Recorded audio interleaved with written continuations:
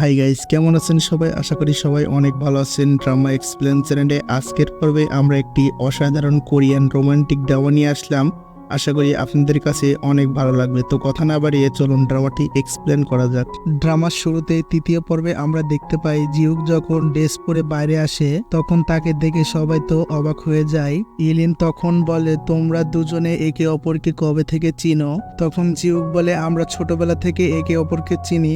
তো এরপরে বাইরে এসে জিউন তো অনেক বেশি রেগে যায়, কারণ জিউকে অনেক বেশি হ্যান্ডসাম লাগছে, এই জন্য হিউন তার উপর রেগে গিয়েছে। হিউন বলে, তুমি আমাকে আগে বলনি কেন যে তুমি এত হ্যান্ডসাম? জিউক বলে, আমাকে কি বলার দরকার ছিল? হিউন বলে যে তুমি এত হ্যান্ডসাম হট, এ কথা বলার কারণ যে যদি বিয়েতে অনেক সুন্দর লাগে তাহলে তাকে সবাই মনে রাখবে, যেহেতু এটা ফেক বিয়ে করছে এই কারণে হিউন তার উপর রেগে গিয়েছে। তো তারপরে একটি ক্যাফেতে এসে হিউন আর জিউক বিয়ার খেতে থাকে। হিউন বলে, তুমি এত হ্যান্ডসাম তাহলে এভাবে থাকো কেন? জিউক বলে, আমার জ্ঞানমা এভাবে থাকতে বলেছে। সে আরো বলে, ওখানে তোমার এক্স বয়ফ্রেন্ড ছিল তাই না? হিউন বলে, তুমি কিভাবে চিনলে? জিউক বলে, তোমার চেহারা দেখে। হিউন কিছু বলে না। তখন জিউক বলে, তোমার ব্রেকআপ হওয়া বেশি দিন হয় নাই, তোমার এক্স বয়ফ্রেন্ডের বিয়ের পরেও অনেক বেশি খুশি লাগছে। হিউন বলে, সে তার ওয়াইফের সাথে 1 বছর ধরে ডেট করছিল আর আমাকে বোকা বানিয়েছে। তো তারা দুজনে অনেক কথা বলতে থাকে। এরপরে হান আর ইলিন গাড়িতে করে আসছিল।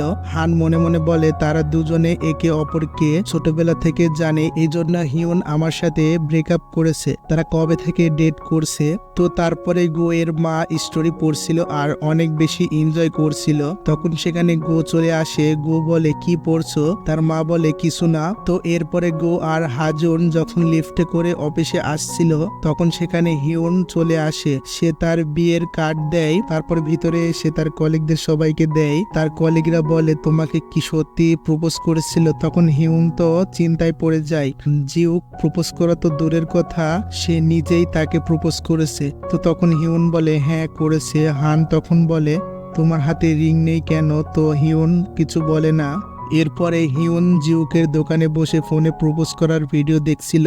জিউক বলে, তোমাকে কে কি প্রপোজ করবে? হিউন বলে, হ্যাঁ তুমি আমাকে প্রপোজ করবে। জিউক প্রপোজ করতে রাজি হয় না। তখন হিউনকে জোর করে দোকান থেকে বের করে দিচ্ছিল, কিন্তু সে কোনোভাবেই যাচ্ছে না। তখন হিউন কান্নার অভিনয় করতে থাকে যে বিয়ে না করলে আমাদের বেবির কি হবে। সেখানে 2টা ছেলে বসেছিল, তারা মনে করেছে সত্যি তাদের বাচ্চা আছে। জিউককে লুজার বলে। তো হিউন বেবির কথা বলে কান্না করতে থাকে। জিউক তখন বলে, দেখো আমাদের বেবি চলে আসছে, আসলে এই বিড়ালটার নাম বেবি। এরপরের দিন হিউন একটি রেস্টুরেন্টে এসে এমন ভাবে খাবার খাচ্ছিল মনে হচ্ছে তার সাথে বয়ফ্রেন্ড বসে আছে। সে অনেক বেশি অভিনয় করতে থাকে আর এসব ছবি তুলছিল। তারপরে রাতের বেলা তার বোনদের ছবিগুলো দেখাই কেমন হয়েছে। তার বোনেরা দেখে বলে ভালো হয় নাই। এরপরে জিউক তার রুমে শুয়েছিল, তখন তাকে কেউ ফোন করে। জিউক বলে, আমি বিয়ে করছি। তো তারপরে হিউন বিয়ের জন্য রিং নিতে আসছিল। এরপরে জিউকের দোকানে এসে দেখে সেখানে কেউ নেই আর হঠাৎ করে দরজা বন্ধ হয়ে যায়, লাইটও বন্ধ হয়ে যায়। হিউন তো একটু ভয় পেয়ে যায়। তারপরে দেখে অনেক সুন্দর করে সাজিয়েছে। সেখানে হিউন আসে, তখন জি কিউ তাকে প্রপোজ করে। আর হ্যাঁ, প্রপোজ করাটাও কিন্তু ফেক ছিল আর তাকে একটি গিফট দেয়। হিউন অনেক বেশি খুশি হয়ে যায়। তো এরপরে গো যখন চেয়ারে বসেছিল তখন সে দেখে তার মা ট্যাব, সে তখন ট্যাব খুলে স্টোরি পড়ছিল। সেটা সে পড়ে গো তো অনেক বেশি অবাক হয়ে যায়। এরপর দিন ছিল হিউনের বিয়ে। তো হিউন যখন স্টেজে যাওয়ার জন্য দাঁড়িয়েছিল তখন তার পাশে সেই মেয়েটি তার বাবার সাথে দাঁড়িয়েছিল। হিউন তাদেরকে দেখে তার বাবার কথা মনে পড়ে যায়। তখনই সেখানে জিউক চলে আসে। তারপরে জিউকের সাথে স্টেজে চলে আসে আর এই মুহূর্তটা অনেক সুন্দর ছিল, যদিও এটা নকল বিয়ে তারপরে অনেক বেশি সুন্দর ছিল। তো এরপরে বিয়ে শেষে জায়ন আর হুইসং গেস্টদের কাছ থেকে গিফট নিচ্ছিল। সেখানে হুইসং এর বয়ফ্রেন্ড চলে আসে আর তার সাথে হুইসং বাইরে চলে যায়। জায়ন একা বসেছিল, তখন সেখানে হাজুন এসে বলে, বিয়ের গিফট কি এখনো নেওয়া হচ্ছে? আর জায়ন হাজুনকে দেখে অবাক হয়ে যায়, কারণ তারা দুজনকে একে অপরকে চিনে, তারা একই স্কুলে পড়াশোনা করেছে। হাজুন বলে, তুমি কি কাজ করো এখন? জায়ন বলে, স্টোরি লেখি। হাজুন বলে আমি সেটা পড়তে পারি। জায়ন তাকে পড়তে দেয় না, কারণ জায়ন যে স্টোরি লেখে সেটা পড়ার মতন না। তো তারপরে হিউনকে জিউক তার বিয়ের রিং ফেরত দিচ্ছিল, তখন সেখানে হান আর ইলিন চলে আসে। ইলিন বলে আপনারা এখানে কি করছেন? হিউন বলে হোটেলে যাওয়ার জন্য ট্যাক্সির জন্য অপেক্ষা করছি। ইলিন বলে আমরা সেই হোটেলেই যাচ্ছি, আমাদের সাথে গাড়িতে চলেন। হিউন বলে আমাদের ট্যাক্সি চলে আসছে। তারপরে তারা ট্যাক্সিতে করে হোটেলে আসে আর তাদের পিছন পিছন ইলিন আর হানও আসে। তখন হিউন বলে আজকে আমার সাথে এখানেই থেকে যাও, কারণ তাদের দুজন যেন বুঝতে না পারে। তারপরে হান যখন বাইরে আসতে লাগে তখন হিউন আর জিউক তাড়াহুড়ো করে ভিতরে চলে আসে। তারপরে হিউন বলে তুমি এখন ফেরেশতা হবে নাকি শয়তান হবে? এর মানে তো বুঝতে পারছো, একটা মেয়ে আর একটি ছেলে একটি রুমে মধ্যে রাত কাটাবে। তারপরে হিউন বলে তুমি তো দুর্বল খেলাড়ি। জিউক তাকে বিছানায় শুয়ে তার অনেক বেশি কাছে চলে আসে। জিউক বলে এই না যে আমি এসব পারি না। আর হিউন তো অনেক বেশি অবাক হয়ে যায়, তখন তাকে কিস করতে লাগে। জিউক বলে তুমি চোখ বন্ধ করনি কেন? এরপরে সে উঠে আসতে লাগে, তখন হিউন তার ঘাড়ে হাত দিয়ে বলে চোখ খোলা রেখে কখনো কিস করনি। জিউক কিছু বলে না। এরপরে তারা দুজনে টাকার হিসাব করতে থাকে। জিউক বলে ঘুম চাপলে ঘুমাসো। হিউন বলে আমি যদি ঘুমিয়ে পড়ি, তুমি যদি টাকা নিয়ে পালিয়ে যাও। জিউক বলে তুমি আমাকে ভরসা করো না, তাহলে বিয়ে করলে কেন? হিউন বলে বিয়ে করার জন্য ভরসা করা লাগবে, এবার বিয়ে করলে ভরসা করে বিয়ে করব। জিউক বলে আমি জানতে চাই তুমি আমাকে ভরসা করো না কেন? হিউন বলে আমি তোমাকে সন্দেহ করি, তুমি কিছু আমার থেকে লুকাচ্ছ। তোমার ব্যাপারে আমি কোনো কিছুই জানি না। কানাডাতে তুমি কাকে চিনো? জিউক তখন বলে আমি যখন ছোট ছিলাম তখন আমার মা বিয়ে করে কানাডাতে চলে গিয়েছিল। তারপরে হিউন জিউকের মুখে ফু দিচ্ছিল। জিউক তখন বলে এমন করছো কেন? হিউন বলে আমি মনে করছি তুমি কান্না করবে। জিউক বলে আমি বাচ্চা ছেলে নাকি? তখন জিউক বলে এসব কিছু বলার জন্য থ্যাংক ইউ। তারপরে জায়ন দেখে তার স্টোরিতে একজন খারাপ কমেন্ট করেছে, আর সেটা দেখে জায়ন তো অনেক বেশি ভয় পেয়ে যায়।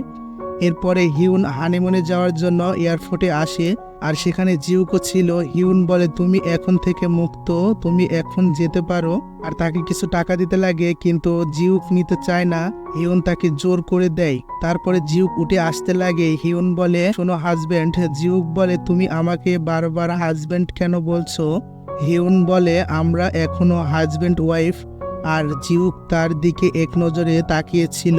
এরপরে হিউন যখন বিমানে ওঠে তখন দেখে তার ব্যাগে একটি লেটারটিতে লেখা ছিল কংগ্রাচুলেশন হিউন, এই বিয়ে যদি সত্যি হতো, তুমি যাকে ভালোবাসো তাকে যদি বিয়ে করতে, আর তুমি এই বিয়ে করছো তোমার খুশির জন্য। এই বিয়ে নকল, তারপরেও তুমি খুশি হয়েছো। আমার মনে হয় আমার জন্য এই ঠিক আছে। তোমার খেয়াল রেখো নকল হাজবেন্ড। তো এরপরে 3 মাস পরের সিনে আমরা দেখি হিউন সেই কম্পিটিশনে জিতে গিয়েছে। আর হিউন তার কলিগদের বলে তোমরা রাস্তা বন্ধ করে দাঁড়িয়ে আছো কেন? তারপরে হিউন হানকে বলে আমার প্রপোজাল চুরি করে 2 নম্বরে এসে কেমন লাগছে? হান বলে অফিসে দেখে শুনে কথা বলো। হিউন বলে তুমি তো অনেক ভীতু। অপরদিকে জায়ন অডিও ড্রামার জন্য কন্ট্রাক্ট পেপারে সাইন করছিল। তারপরে জায়ন যখন চলে আসছিল তখন এই মেয়েটি তাকে থামিয়ে বলে সেই যে খারাপ কমেন্ট করেছিল তাকে কোর্টের নোটিশ পাঠিয়ে দেওয়া হয়েছে। জায়ন তো অনেক খুশি হয়ে যায়। সে বলে আমি তার সাথে সেটেলমেন্ট করব না, তাকে মাফও করব না। তারপরে হাজুন অফিসে বসেছিল, তখন গোয়ের বাবা অনেক বেশি রেগে গোয়ের অফিসে আসে আর গোকে অনেক মারধর করে, এই জন্যই যে তার নামে কোর্ট থেকে নোটিশ এসেছে। তখন সেখানে গোয়ের মাও আসে। হাজুনকে বলে গোয়ের মিটিং থাকলে ক্যান্সেল করে দাও। আর হাজুন তো অনেক বেশি খুশি হয়ে যায়। এদিকে সবাই তো অপেক্ষা করছিল কম্পিটিশন অ্যাওয়ার্ড সেরেমনির জন্য। হিউন তো অনেক বেশি খুশি এই ভেবে যে প্রেসিডেন্টের কাছ থেকে অ্যাওয়ার্ড নিবে। আর এদিকে গোকে তার বাবা অনেক অপমান করছিল, কিন্তু গো কিছুই বলছে না। তখন তার মাথায় মেরে সেখান থেকে চলে যাচ্ছিল, দরজার সাথে ধাক্কা লেগে তার বাবা নিচে পড়ে যায়। তারপর সেখানে হাজুন আসে। ইলিন বলে প্রেসিডেন্ট আজকে এই সেরেমনিতে আসতে পারবে না। আর হিউনের তো প্রেসিডেন্টের কাছ থেকে পুরস্কার নেওয়া হলো না। আর হান তো হিউনের দিকে তাকিয়ে খুশি হচ্ছিল। এরপরে জায়ন যখন অফিসে থেকে বাইরে আসছিল তখন দেখে হুইসং এর বয়ফ্রেন্ড অন্য একটি মেয়ের সাথে ডেট করছে। অপরদিকে হিউন তার কলিগদের সাথে ডিনার করছিল। তখন মিস গুং বলে, তোমার হাজবেন্ডকে এখানে আসতে বলো। হিউন বলে সে কানাডাতে আছে। হিউন মিথ্যা কথা বলে, সে নিজেই জানে না যে জিউক কোথায় আছে। এরপরে ডিনার শেষে হিউন জিউক যে দোকানে কাজ করত সে দোকানে আসে আর এই ছেলেটিকে জিউক ভেবে নেয়। তখন সে দেখে অন্য কেউ। তারপরে জিউককে ফোন করে কিন্তু জিউকের ফোন বন্ধ দেখায়। এরপরে জিউককে আমরা দেখতে পাই হিউনের মায়ের সাথে হসপিটালে বসেছিল। তারপর দিন সকালে হাজুন আর গো পুলিশ স্টেশনে আসে। গো তো গরিব সেজে আসে যাতে তাকে মাফ করে দেয়। হাজুন গোকে বলে, আগে আপনি প্র্যাকটিস করে নিন, তারপরে ভিতরে যান। তো তারপরে ভিতরে গিয়ে এই পুলিশটি গোকে সেই কমেন্টগুলো পড়ে শোনাতে বলে আর সেখান থেকে জায়ন সবকিছুই দেখছিল। তারপরে গো ফোনে কথা বলতে থাকে। জায়ন ফোনে ভিডিও করে দৌড়ে এসে গোকে ধাক্কা দেয়। জায়ন নিচে পড়ে যায়। তখন গো তার ফোন জায়নকে দিতে লাগে। তখন দেখে জায়নের ফোনে মেসেজ আসে। সে এই মেসেজটি দেখে বুঝতে পারে এটা সেই স্টোরি লেখা মেয়েটি যাকে সে কমেন্ট করেছিল। তার জন্য গোকে পুলিশ স্টেশনে আসতে হলো। তখন জায়ন সেখান থেকে উঠে দৌড়ে পালিয়ে চলে আসে। তারপরে হিউন বাড়িতে বসে বই পড়ছিল। তখন জায়ন তাকে ফোন করে আসতে বলে। এরপরে হিউন পুলিশ স্টেশনে আসলে সেখানে গোকে দেখতে পায়। তার কাছে এসে হিউন বলে, আমি অনেক দুঃখ পেয়েছি, আমি আপনার থেকে অ্যাওয়ার্ড নিতে চেয়েছিলাম।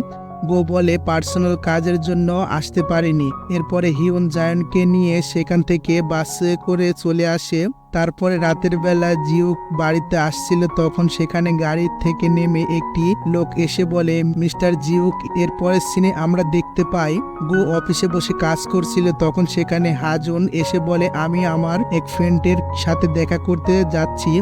গো মনে মনে বলে, ইয়ার বন্ধু কে হতে পারে। এদিকে হিউন অফিসে আসে। তার কলিগ বলে, নতুন একজন কবে থেকে জয়েন হবে। হিউন বলে, তাকে ট্রেনিং করা হচ্ছে, তাড়াতাড়ি অফিসে জয়েন হবে। তারপরে গো হাজুন বন্ধুকে দেখার জন্য বাইরে চলে আসে। এসে দেখে সেই মেয়েটি। গো তো তাকে দেখে অবাক হয়ে যায়। এরপরে হিউন কফি নিতে আসে। তখন সে অফিসের ভিতরে আসতে থাকে। তখন সে পিছনে তাকিয়ে দেখে সেখানে জিউক দাঁড়িয়ে আছে। হিউন তো তাকে দেখে অনেক বেশি খুশি হয়ে যায়। আর এই পর্বটি এখানে শেষ হয়ে যায়। ড্রামাটি ভালো লাগলে লাইক কমেন্ট করে চ্যানেলটি সাবস্ক্রাইব করবেন। ধন্যবাদ।